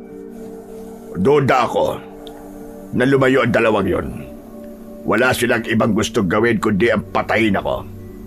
Kaya alam ko na nasa paligid lang sila. At kahit nagawa ko silang masugatan, ay may kakayahan pa rin silang pagalingin ang kanilang mga sugat sa mabilis na paraan. Malamang ay naghihintay sila ng tamang pagkakataon para umatake. Kung ganun po pala, ay dapat ko palang pagbutihin ang aking pagbabantay. Pero sa totoo lang po, Don Ricardo, hindi pa rin po ako makapaniwala na ako po ang napili niyong pagkatiwalaan ng anting-anting niyo eh. Isa lamang po akong hamak na nagtatanim ng mga halaman at wala po akong kaalam-alam sa pakikipaglaban sa mga aswang. Hindi mo kailangan ng kaalaman o karanasan para maging tagapagtanggol. Ang kailangan mo lang ay matinding kagustuhan na protektahan ng mga taong mahalaga sa'yo. Ang bagay na yon ang magtutulak sa'yo para ikaw ay maging matapang. Pero paano po kayo? Meron po bang nagturo sa inyo para maging matapang? Ang mga karanasan ko sa buhay ang nagturo sa aking maging matapang. Bata pa lamang ako, ay marami ng aswang ang umaatake sa lugar kung saan ako ipinanganak. Namatay ang mga magulang ko na dahil sa mga aswang nung 7 taong gulang pa lamang ako. Ang nag-iisa ko namang kapatid ay pinatay din ng mga aswang nung 10 taon ako. Hindi ko po akalain na bata pa lang po kayo ay napakarami niyo na pong naranasang masasakit. Kaya nga, nang inampon ako ng isang matandang antingero at sinabi niya na sasanayin niya ako makipaglaban sa mga aswang, ay agad akong pumayag. Siya rin ang nagbigay sa akin ng anting-anting na ngayon ay nasa iyo na. Alam ko na kailangan kong maging matapang upang magawa kong protekta ng mga taong malapit sa akin. Isa sa mga nakita ko sa iyo ay ang pagmamahal mo sa iyong lola. Kaya ako'y pinagkatiwala sa iyo ang anting-anting. Alam kong gaya ko ay gusto mo rin protekta ng mga mahal mo sa buhay. At ayokong ipagkait sa'yo na magkaroon ka ng kakayahan na gawin yon. Ang totoo po niyan, Don Ricardo. Si Lola Fatima po talaga ang una kong naisip kaya pumayag po ako na tanggapin po tong anting-anting eh. Pero wag po kayong mag-alala. Gagawin ko po ang lahat para hindi kayo magsisi na sa akin niyo po ito pinagkatiwala. Tumangulang si Don Ricardo sa sinabi ko na yon, pero nakita ko sa mga mata niya na may tiwala siya sa akin. Matapos naming mag-usap, ay sinimulan ko na ang trabaho ko at doon ko muna itinuon ang aking atensyon. Pagsapit ng gabi, gaya ng aking nakasanayan, ay muli akong naghanda para magbantay sa aming barangay. Kinuha ko ang itak sa kusina at tinignan ko yon kung matalim pa rin ba yon. Sigurado ka ba na itakan sa data na magagamit mo para talunin yung mga aswang? Wala naman po akong ibang mapagpipilian, Lola, kundi ito lang po eh. Ay oo nga pala. Aalis na po ako ha. Paglabas ko po, magsarado na po kayo ng pinto. At yung mga bintana i-check niyo po kung nakasara din, lagyan niyo po ng lock. Huwag na po kayong lumabas ha. Kahit hindi mo yan sabihin ay gagawin ko talaga yan. Sige na, Apo. Umalis ka na. At mangako ka sa akin, Apo, na mag-iingat ka. Lumabas na ako ng bahay, pero napahinto ako nang may naramdaman akong kakaiba. Luminga ako sa paligid at bahagya ako na paatras nang biglang sumulpot ang isang aswang sa labas ng aming bakuran. Nanlilisik ang mapupula niyang mga mata habang nakatingin sa akin. Ikaw na pala ang bagong nagmamayari ng antig-antig na Ricardo. Sinasabi ko na nga ba? Mahina na siya, kaya pinasa niya na ang pesting antig-antig na yan sa iba. Tama ka. At ako na ang papatay sa iyo ngayon. Teka, bakit mag-isa ka lang? Nasaan ang kasama mo? Bakit hindi pa kayo dalawa magpunta rito? Para sabay ko na kayong papatayin. Ano ba yung nangyayari niyan, Apo? Sino bang kausap mo? Naku po, Diyos ka! Ang aswang! Abay, napakapangit mo pa na talaga sa personal. Lola, ano ba kayo? Magsarado po kayo ng pinto. Huwag po kayong lalabas hanggat hindi ko sinasabi at hanggat hindi ko napapatay ang halimaw na to. Nang isarado ni Lola Fatima ang pinto, ay inihanda ko na ang sarili ko sa pakikipaglaban. Mahigpit kong hinawakan ang matalas kong itak at hindi ko na inalis ang tingin ko sa aswang na nasa aking harapan. At sa sandaling yun, ibinigay ko ang buong tiwala ko sa kapangyarihan ng anting-anting na ibinigay sa akin ni Don Ricardo. Sinalubong ko ang aswang. Tatagain ko sana siya, pero nahawakan niya ang kamay ko. Binigwasan ko ng suntok sa panga ang aswang at napaatras siya. Dumura pa siya ng may kasamang dugo. Malakas ka, pero hindi ka pa rin uubra sa akin. Mas naging mabilis ang pagkilos ng aswang. Hindi ko na malayan na nasa harapan ko na siya. Wala na akong nagawa nang kinagat niya ako sa balikat. Malakas akong napasigaw dahil sa labis na sakit. Walang kahirap-hirap akong binuwat ng aswang at ibinalibag niya ako sa kung saan. Bumalandra ang katawan ko sa bakod, kung saan gumagapang ang halamang baging na kung tawagin ay makabuhay. Napahawak ako sa makabuhay at nang tumayo ako ay napansin ko na may hawak akong mahabang baging ng makabuhay. Napatingin ako roon at bumalik sa isip ko ang isa sa mga sinabi sa akin ni Don Ricardo. Ang sabi sa akin ni Don Ricardo, Lahat ng sandata na mahahawakan ko ay magiging epektibong panlaban sa mga aswang. Kung aasa lang ako sa itak, ay makakaatake lang ako sa malapitan. Anong binubulog-bulog mo dyan? Nagdadasal ka na ba? Dahil tanggap mo na ba sa gabing ito, ay mamamatay ka na? Hindi ako mamamatay ngayong gabi, kundi ikaw! Hinila ko ang makabuhay at ginamit ko yon bilang isang latigo. Nang sumugod sa akin ang aswang, ay inihambalos ko sa kanya ang makabuhay at lumatay yun sa kanyang pagmumuka. Lumikha yun ng malalim na sugat. Mas lalo ako naniwala sa kapangyarihan ng aking anting-anting. Paulit-ulit kong pinaghahampas ang aswang gamit ang makabuhay, at nang dahil doon ay unti-unti siyang nanghina hanggang sa tuluyan na siyang tumumba. Lumapit ako sa aswang at matiim ko siyang tinignan sa kanyang mga mata. Maawa ka!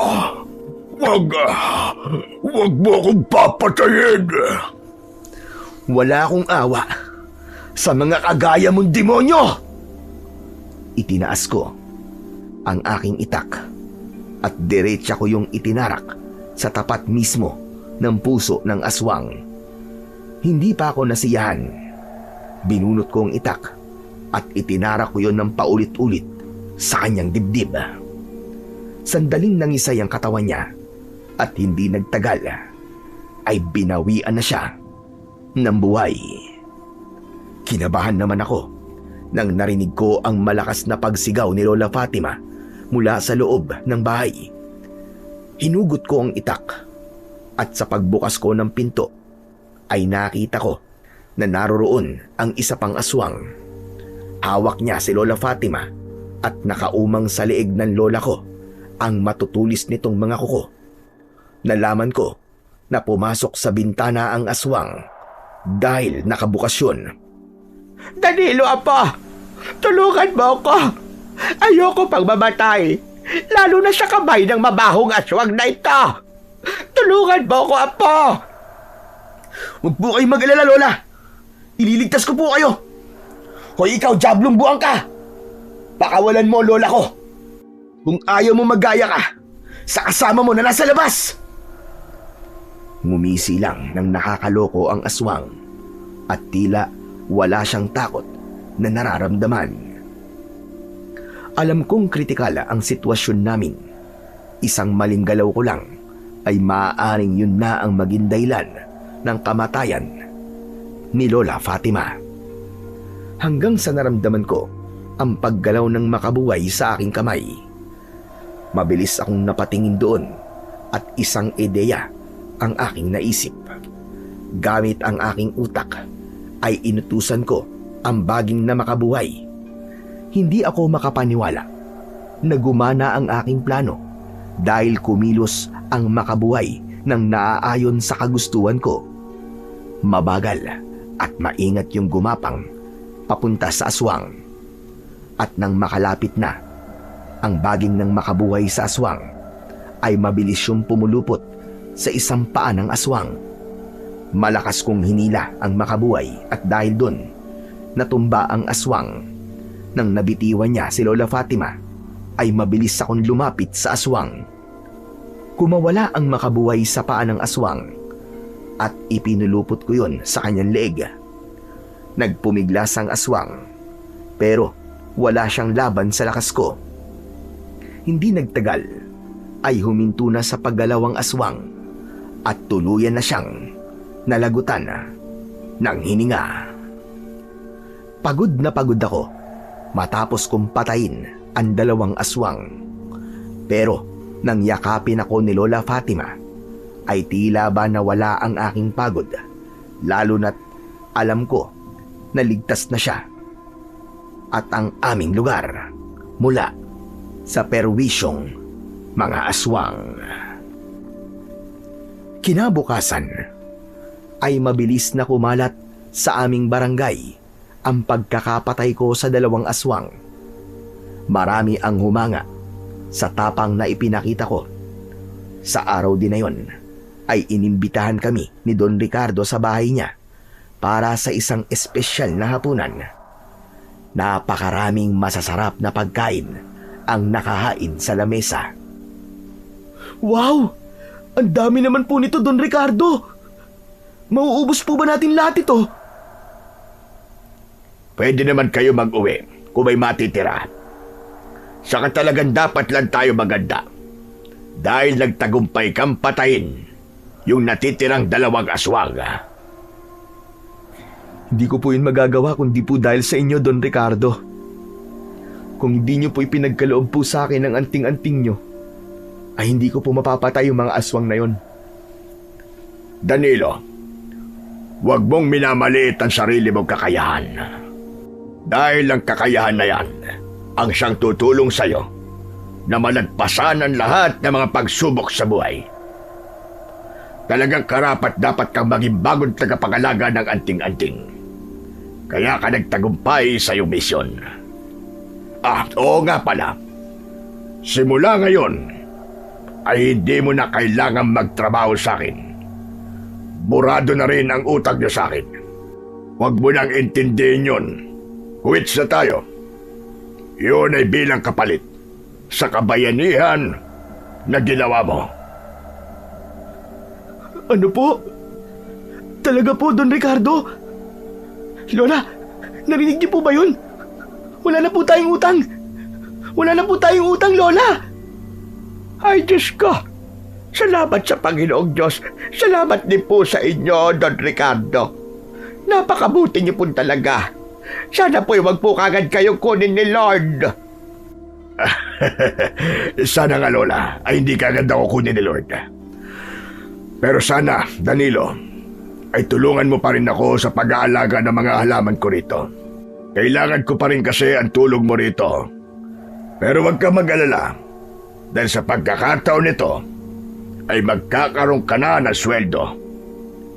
Naku, Don Ricardo, hindi ko po tatanggihan yan. Maraming salamat po talaga, Don Ricardo. Hulog po talaga kayo ng langit sa amin. Pwede magbabaya na tayo mag-usap. Abay, kumain na tayo. At kanina ko pa gustong tikman ang lahat ng pagkain na nasa lamesa. Ay, Diyos ko. Mukhang masarap yung crispy pata. Ang tagal ko nang hindi nakakain yan. O Lola ha, basta hinay-hinay lang po kayo sa crispy pata. Baka mamaya ay atakihin na naman kayo sa puso. Nagtawanan kami sa sinabi kong yon. Sa gabing yon ay masaya kaming nagsalo-salo at sa kauna-unahang pagkakataon ay nakita kong ngumiti at tumawa si Don Ricardo. Alam ko na tuluyan ng nabasag ang pader na nakapalibot sa kanya at hinayaan niya na kami ni Lola na makapasok sa buhay niya. At simula ng gabing yon ay naging bahagi na kami ng pamilya ni Don Ricardo. Nang dahil sa kanya ay unti-unti kaming nakaahon sa kahirapan at naiparanas ko na rin kay Lola Fatima ang buhay na gusto ko para sa kanya. Nanatili naman sa akin ang anting-anting at mas pinag-aralan ko pa kung paano yun gagamitin kasama ng kaalaman ko sa mga halaman upang maging mas handa ako kung sakaling may sumalakay na naman ng mga aswang sa aming lugar. Lumipas ang mga taon at nagkaroon na ako ng sarili kong pamilya. At kahit wala na sa tabi ko si Lola Fatima, dahil sumakabilang buhay na siya, ay alam kong naging masaya siya sa naging buhay niya dito sa mundo. At dahil sa mga nangyari, natutunan ko na kapag may kakayahan kang tumulong, ay tumulong ka. Kahit simple at maliit na tulong lamang yon, ay maaari kang makapagbigay ng malaking pagbabago sa taong tinulungan mo. Hanggang dito na lamang po ang aking kwento. Sana po ay nagustuhan nyo at sana ay may natutunan po kayo na magandang aral. Sa kwentong ating napakinggan, ay pinatutunayan lamang nito na sa kabila ng hirap ng buhay at ng mga pagsubok na ating kinakaharap sa araw-araw, huwag sana nating hayaang manlupaypay ang ating puso sa paggawa ng kabutihan. Sapagkat ang tunay na sukatan ng ating pagkatao ay hindi nasusukat sa dami ng ating tinatanggap, kundi sa dami ng ating naibibigay sa kapwa, lalo na sa mga nangangailangan.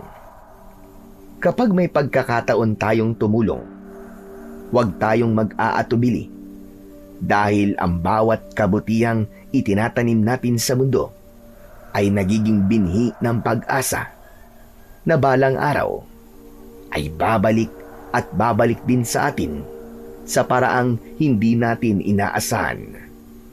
Tulad na lamang ng sinasabi sa Galasya, Kabanata 6, Talata 9, huwag tayong magsawa sa paggawa ng mabuti, sapagkat sa takdang panahon ay aani tayo kung hindi tayo susuko.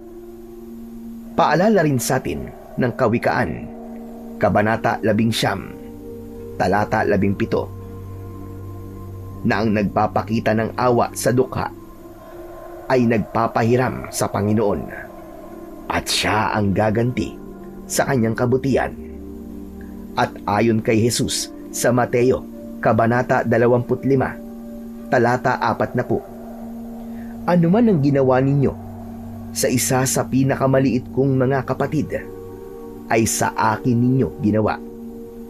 Kaya't kung ang bawat isa sa atin ay magtutulungan, magmamahalan at magpapakita ng malasakit sa isa't isa, mas gagaan ang buhay ng lahat, mas lalalim ang pagkakaisa, at mas mararamdaman ang presensya ng Diyos sa mundong ating ginagalawan. Sapagkat sa huli, ang kabutihan ay hindi kailanman nasasayang.